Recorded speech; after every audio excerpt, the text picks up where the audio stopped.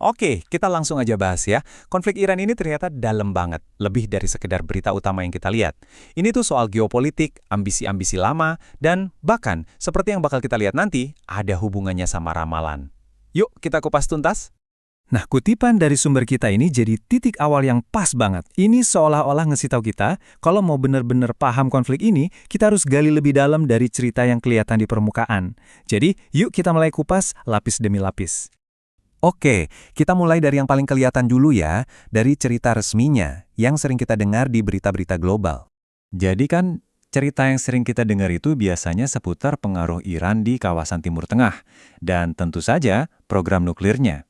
Tujuannya katanya sih untuk menahan kekuatan Iran. Tapi gimana kalau itu cuma puncak gunung es? Sumber kami mengisyaratkan ada agenda lain yang jauh lebih besar dan lebih tua yang sedang dimainkan di sini. Nah, ini dia pertanyaan kuncinya. Apa ini beneran cuma soal rebutan kekuasaan regional biasa? Atau jangan-jangan ada sebuah visi yang jauh lebih besar di baliknya? Oke, sekarang kita masuk ke lapisan pertama. Kita akan bongkar sebuah tujuan geopolitik yang udah lama banget ada, seperti yang dibahas di sumber kita. Sumber kami ini menunjuk pada sebuah ambisi yang bisa dibilang udah membentuk kebijakan di Timur Tengah selama puluhan tahun. Visi ini dikenal sebagai Israel Raya. Bayangin aja, sebuah negara yang jadi satu-satunya kekuatan dominan yang nggak ada tandingannya di seluruh Timur Tengah. Dan yang bikin visi ini luar biasa ambisius itu ya ini. Coba dia lihat cakupannya. Ini bukan lagi soal perbatasan yang ada sekarang. Ini soal membentuk ulang seluruh wilayah, mencaplok sebagian dari negara-negara modern kayak Lebanon, Yordania, Suriah, Irak, dan bahkan Iran. Nah, menurut kerangka berpikir ini, dengan rival-rival lain seperti Irak dan Suriah yang kondisinya udah nggak stabil, tinggal satu lagi penghalang besar, Iran. Jadi, intinya, menaklukkan Iran jadi kunci terakhir untuk mewujudkan visi besar itu. Sekarang, coba kita tarik kamera lebih jauh lagi. Karena menurut sumber ini, apa yang terjadi di sana itu bukan sekedar konflik regional loh. Ini adalah salah satu medan pertempuran dalam sebuah perang ekonomi dan politik yang skalanya global. Dan untuk paham dimensi globalnya ini, kita harus ngerti dulu satu istilah penting, perang proksi. Ini konsep kunci banget buat baca papan catur geopolitik dunia saat ini. Sumber kami melihat dunia ini makin terbelah jadi dua kubu. Di satu sisi, ada blok barat yang dipimpin Amerika Serikat. Dan di sisi lain, ada aliansi kekuatan dari timur yang makin kuat, utamanya Tiongkok dan Rusia. Nah, disinilah konflik regional tadi nyambung ke gambaran besarnya. Israel itu dilihat sebagai proksi atau perpanjangan tangan utama dari blok barat.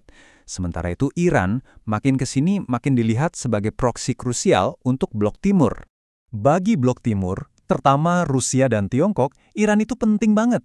Ibaratnya, Iran itu zona penyangga yang vital buat nahan ekspansi barat. Belum lagi, Iran kan pemasok energi utama ke Tiongkok. Jadi, menurut analisis ini, mencegah Iran jatuh ke tangan barat itu sebuah keharusan strategis. Mirip-mirip lah kasusnya kayak Ukraina bagi Rusia. Kehilangan Iran sama aja kayak musuh udah ada di depan gerbang mereka.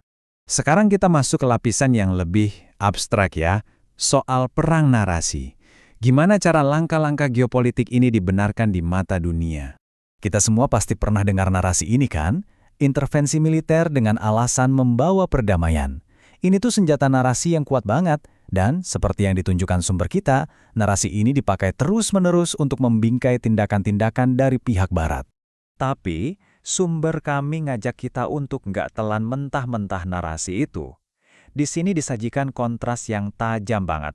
Mengutip buku American Holocaust, ada perkiraan sekitar 100 juta penduduk asli Amerika yang tewas selama pembentukan Amerika Serikat. Sebuah angka yang luar biasa besar. Jadi poin utamanya adalah, di balik narasi perdamaian yang indah itu, seringkali tersembunyi motif-motif yang lebih dalam.